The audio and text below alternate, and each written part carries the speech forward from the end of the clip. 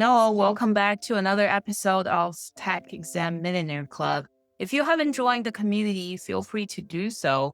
Today, we're going to talk about Roth IRA and traditional IRA. When you say most of the case is traditional IRA, and then if you want to say Roth IRA, you really differentiate this as Roth IRA.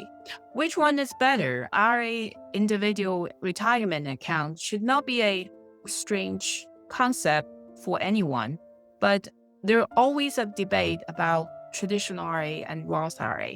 Let's take a look and drill down about the difference between regular or traditional IRA versus Roth IRA. Let's get it started. So today's topic is Roth IRA and traditional IRA. Which one is better? I want to start this with the overview, which we will do a fund growth analysis. We will compare what both accounts will do at different scenario because we have to make some assumptions. Then we'll do some tax impact analysis and really drill down the difference between those two accounts. We'll do the comparison for the key difference between those two different accounts. Actually, those are very different in terms of tax impact as well as the long-term planning, long-term growth. The last but not least, we'll do some strategic recommendations. We'll talk about how you will decide and which one to go with. Let's do a comparison. Very identical funding scenario. Both $30,000 initial investment continues that for 20 years. With the assumption 20% annual growth inside of the traditional IRA account as well as the Roth account. Because Roth account, one of the biggest difference, the traditional IRA money is pre-tax, meaning you did not pay anything to Uncle Sam. That account is the money which you never paid tax with. On the contrary, Roth IRA is after tax. So the money has been taxed and the growth will be tax-free. This side, traditional, it's never been taxed. Growth is tax-deferred. Because of this feature, the entire bucket of money will subject to your personal income tax when you start withdrawing. And we'll talk about the requirement, minimum distribution, and 10-year rule, which you have to start withdrawing this at later on down the road, or you pass it down to your heirs. So for this funding scenario, let's take a look. Traditional IRA, $30,000 pre-tax, and it is pre-tax contribution and then grow at 20% annually. At the end of year 20, this is the balance of this account, about $1 million. On the contrary, because this Roth IRA, it's after tax. To compare apple to apple, we have to consider the tax you pay this year. So for the same, we just use 28% bracket. For the same 30,000, you actually fund into that at 21,600 each year. After tax contribution, funding the same amount for 20 years, the same rate of return. At the end of year 20, the balance is 828,000. Let's do a deep dive because we said the traditional IRA, the money has not been taxed. If at 28% tax rate when you start withdrawing it, you actually will get 828,000. This number is exactly the same as the Roth IRA. Remember, we're making a big assumption. The rate is 28%. You think after 30, 40, 50 years, the rate will still be 28%?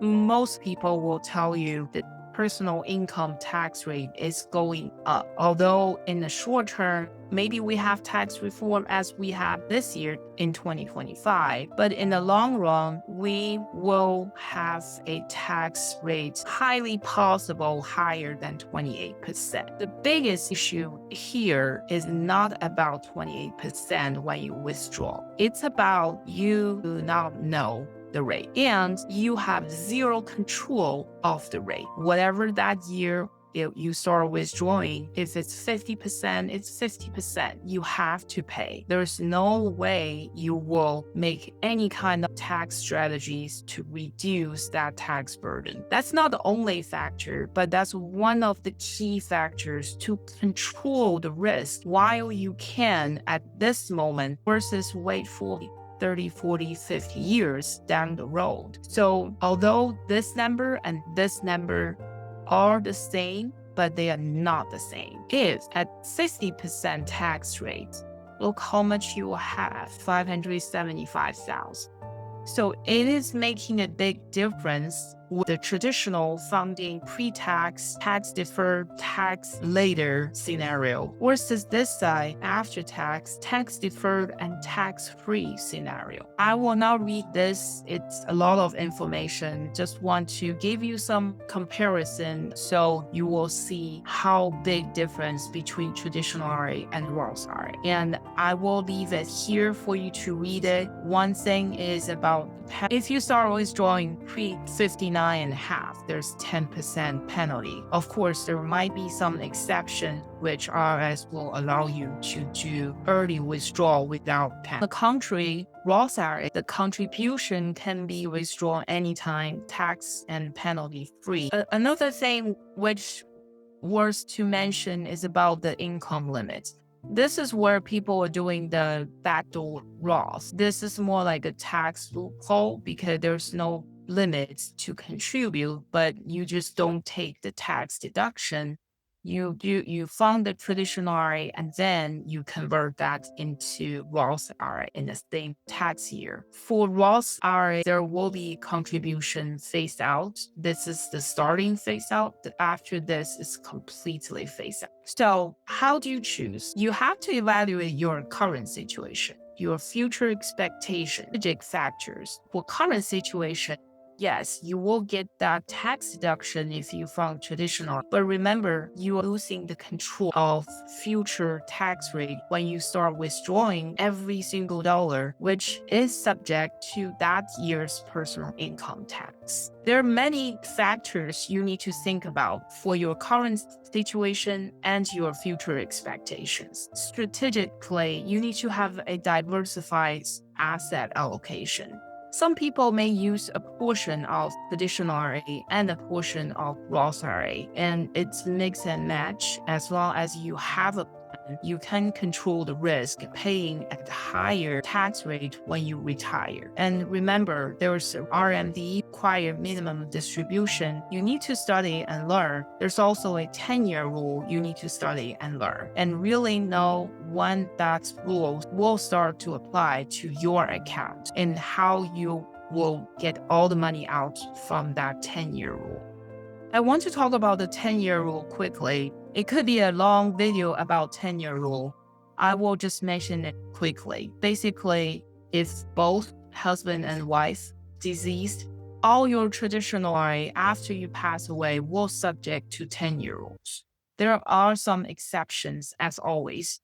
But in general, if husband died, the wife will take that traditional IRA as the inheritance IRA, and then it will group into that person's traditional IRA. After this person dies, the heirs will get that inherited traditional IRA. That traditional IRA will have to be exhausted in 10 years. You can do in whatever fashion you want. You can take a lump sum day one, or you will do a lump sum at the last day of the 10th year. But the balance has to be zero at the end of the 10th year. The issue for that is for the heirs, when that heir gets the inherited traditional IRA, that person should be in the high income earner years. For example, if the parents die, the adult kids should be in somewhere 40 to 60 years old. They are earning a very high top salary. Every single dollar will add into their personal income tax for whatever the amount they withdraw from that account. So that creates a very big tax burden. There's a lot to think about when you start to fund your traditional IRA or Roth IRA. By the way, all the RAs, there's a beneficiary form. Make sure that beneficiary form is up to date. Roth Solo 1K, you can do a large funding option, and then you will do as a Roth, which is after tax, after you pay all the income tax, your self-employment tax. It will be tax-free growth and tax-free distribution. I want you to picture your wealth pie. You will have cash flow, wealth accumulation, distribution. There's so many things you need to think about. Your legacy building, and then the tax impact and compound effect, how you distribute and how you accumulate, enjoy the cash flow, and then distribute at your golden ages. The numbers are just for illustration purpose. I want to encourage people think about the self-directed Roth account or the IBC account, which is the infinite banking concept. Shift as much money as possible into those accounts with all the tax benefit. And then maybe a quarter for the fund, for the cash flow, for the monthly expenses. And then there should be a roughly 12%, 13, I call it this Thrive Fund. What is that? That is for self-improvement, training, self-study, go for a vacation, be energetic, and drive for the next better version of you. Here are the ways to contact us, and you can find me at YouTube, Facebook. I do have the school community called Tax Exempt Millionaire Club. Feel to join that. Here's the link. We also have this YouTube channel called Life Pod. It's me, Carlo, and James. We are working as a team as independent life insurance agents. We want to pull the curtain and educate people about financial freedom, life insurance, how to set up IBC, utilize IBC, and then how to do the wealth transfer. Feel free to book a call with me. Finally, a quick disclaimer, I'm not a licensed CPA, not a licensed attorney, not a licensed financial advisor. Like I mentioned, I am a licensed life insurance agent in multiple states. I use a lot of numbers, assumptions to just give you some illustration to compare different accounts. All investments carry risk. The famous quote saying, the past performance will not be an indicator of future performance. The entire content and all the numbers should only be used for education purpose only. That's all for today's episode. To wrap this up, if you think this video is helpful, feel free to subscribe, like, and comment below so you will not miss any future episode. The school community of Tax Exempt Millionaire Club, we help educate people how to become their own bank.